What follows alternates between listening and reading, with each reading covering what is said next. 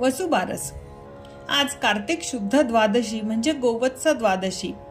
दिवाळीची सुरुवात होते ती आजच्या अत्यंत महत्त्वाच्या पर्वाने, ते म्हणजे वसुबारस. या दिवशी आपण गाय आणि वासराची पूजा करतो.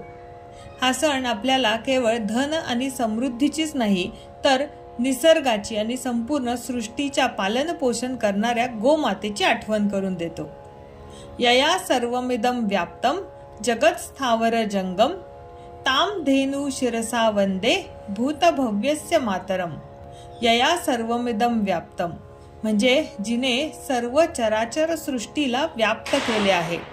मग या चराचर सृष्टीमध्ये कोण कोण आहेत, तर स्थावर जंगम म्हणजे जे सर्व स्थावर आहे आणि जे सर्व जंगम आहे. स्थावर म्हणजे न हलणारे आणि जंगम म्हणजे हलणारे, जसे की मनुष्य, प्राणी, आणि अचल म्हणजे स्थावर जे न हलणारे आहे.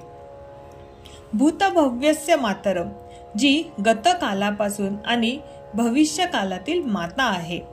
ताम धेनू शिरसा वंदे अशा या धेनू म्हणजे गोमातेला माझे वंदन असो. वसुबारस हा केवळ काही एक विधी नाही, तर तो या मातृशक्तीला कृतज्ञता व्यक्त करण्याचा दिवस आहे.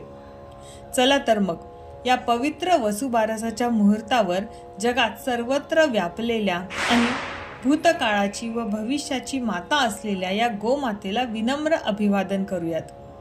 तुम्ही वसुबारस कसे साजरे करता हे आम्हाला कमेंटमध्ये नक्की सांगा. तुम्हाला आणि तुमच्या परिवाराला दिवाळीच्या खूप खूप शुभेच्छा.